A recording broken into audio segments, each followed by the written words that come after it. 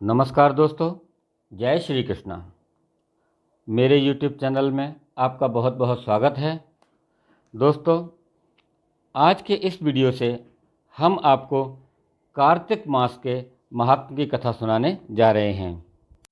दोस्तों, आपने यदि हमारे चैनल को अभी तक सब्सक्राइब नहीं किया हो तो आप इसे आज ही सब्सक्राइब कर लें और बेल आइकन को प्रेस करके उसके नोटिफिकेशन को ऑन कर लें, जिससे हमारे आने वाले सभी वीडियो आपको समय समय पर मिलते रहें। कार्तिक मास महात्म के पहले अध्याय की कथा प्रारंभ करने से पहले हम यहाँ पर कार्तिक मास के महात्म को समझने का प्रयास करते हैं। दोस्तों, कथा को सुनाते समय जाने अनजाने में यदि हमसे कोई भूल होती है तो आप इसे क्षमा करें।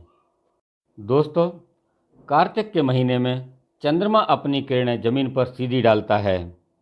अतः ऐसा माना जाता है, वैज्ञानिकों के अनुसार भी, कि जो मनुष्य इस महीने में चंद्रमा के द्वारा अमृत के समान प्रसारित की हुई किरणों से निर्मल और अमृत के समान बनाए जल में प्रातःकाल जाकर गोता लगाता है, वह अनेक प्रकार के रोगों से रहित होकर सुंदर और बलिष्ठ हो जाता है।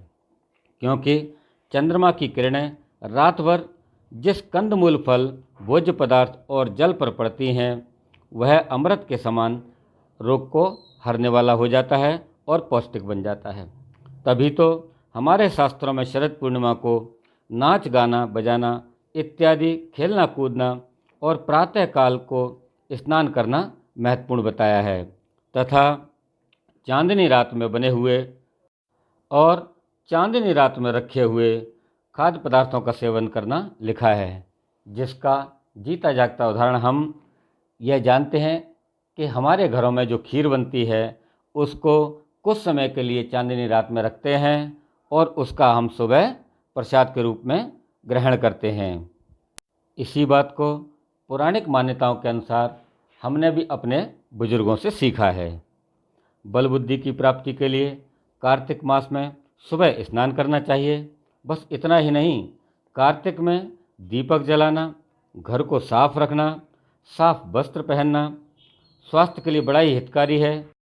क्योंकि कार्तिक मास में सर्दी पड़ना शुरू हो जाती है, अर्थात ठंड पड़ना शुरू हो जाती है।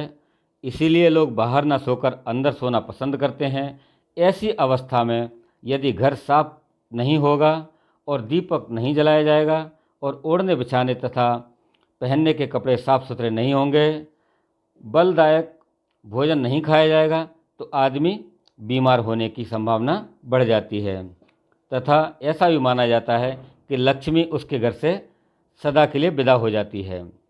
इसीलिए हर मनुष्य को सुखी और निरोग रहने के लिए कार्तिक महात्म और एकादशी कथा सुनाते हुए उपर्युक्त नियमों का पालन करना चाहिए।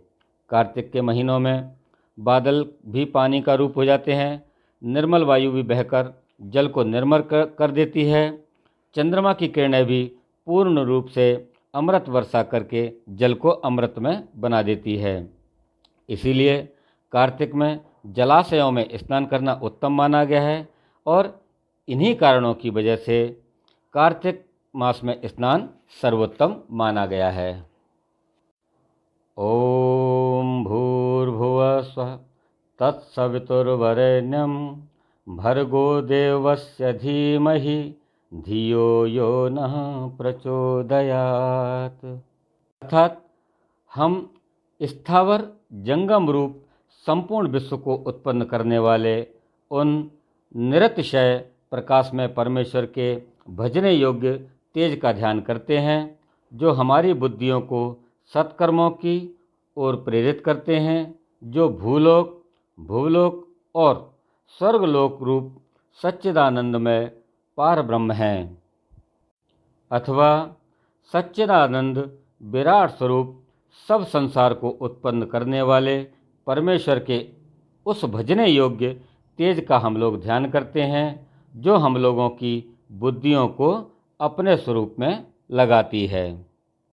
तो दोस्तों, आइए कार्तिक मास के महत्व के पहले अध्याय का श्री गणेश करते हैं। नैमिषारण्य तीर्थ में सूत जी महाराज 88,000 शौनकादि ऋषियों से बोले, अब मैं आपको कार्तिक मास की कथा विस्तार से सुनाता हूँ, जिसे सुनकर मनुष्य सब प्रकार के पापों से छूटकर अंत समय में बैकुंठ को जाता है।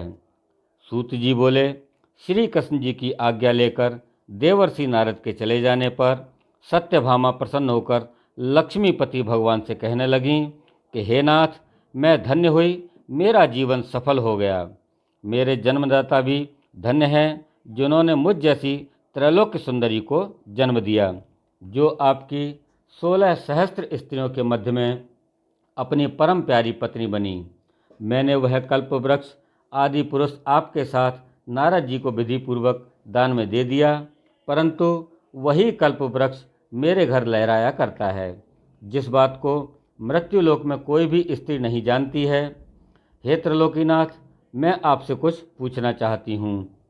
आप मुझे विस्तार पूर्वक कार्तिक मास के महात्म्य की कथा सुनाओ, जिसको सुनकर मेरा हित हो तथा जिसके करने से कल्प पर्यंत भी आप मुझसे विमुख न हों। इस पर सूत जी बोले कि सत्यभामा के ऐसे वचनों को सुनकर हंसते हुए श्री कृष्ण जी सत्यभामा का हाथ पकड़कर तथा अपने सेवकों को वहीं रोककर विलास युक्त अपनी पत्नी को कल्प वृक्ष के नीचे ले गए और हंसकर कहने लगे कि हे प्रिय, 16,000 रानियों में से मुझे तुम प्राणों के समान प्यारी हो। तुम्हारे लिए मैंने इंद्र से तथा देवताओं से भी विरोध किया। हे कांते, जो बात तुमने पूछी है उन अद्भुत बातों को सुनो। सूत जी बोले कि एक दिन श्री कृष्ण भगवान ने सत्यभामा की प्रिय कामना के लिए गरुड़ पर सवार होकर इंद्रलोक जाकर कल्प वृक्ष मांगा। तब इंद्र के मना कर देने पर गरुड़ का इंद्र से घोर युद्ध हुआ और गौलोक में गरुड़ जी ने गौओं से युद्ध किया। गरुड़ की चोंच की चोट से उनके कान और पूंछ कट करके गिर पड़े। उनके रुधिर से 3 वस्तु उत्पन्न हुई, कान से तंबाकू, पूंछ से गोभी और खून से मेहंदी। इन तीनों के प्रयोग करने से मोक्ष प्राप्ति नहीं होती है।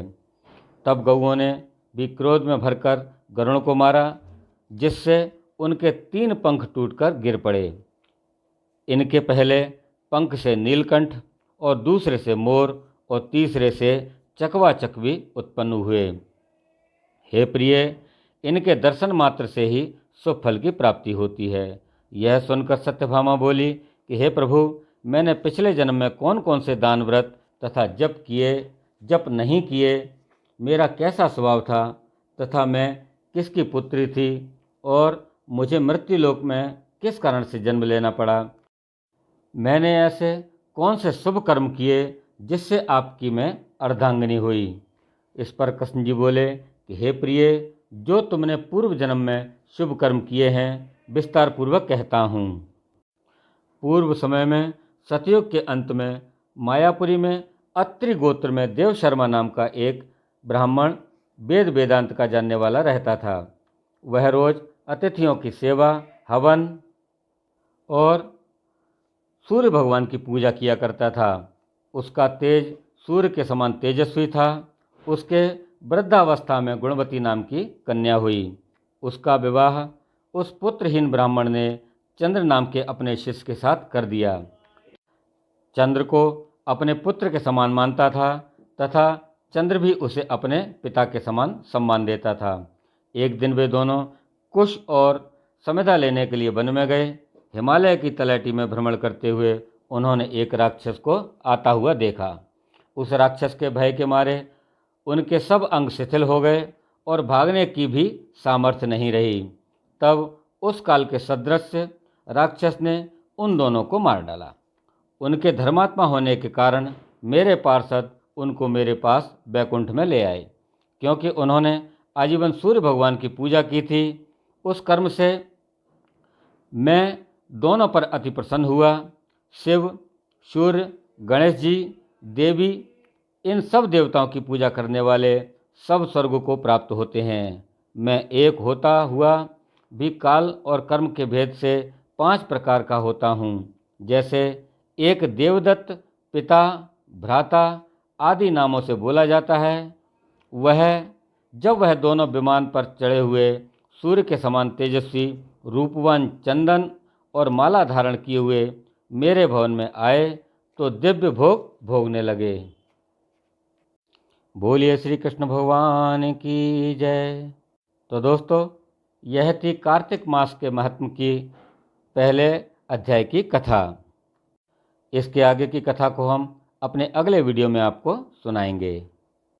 आपको कैसी लगी हमारी यह कथा, आप हमें कमेंट बॉक्स में जाकर अवश्य लिखें। हमारे इस वीडियो को लाइक करें, शेयर करें और हमारे चैनल को आप सब्सक्राइब अवश्य करें। धन्यवाद। जय श्री कृष्ण।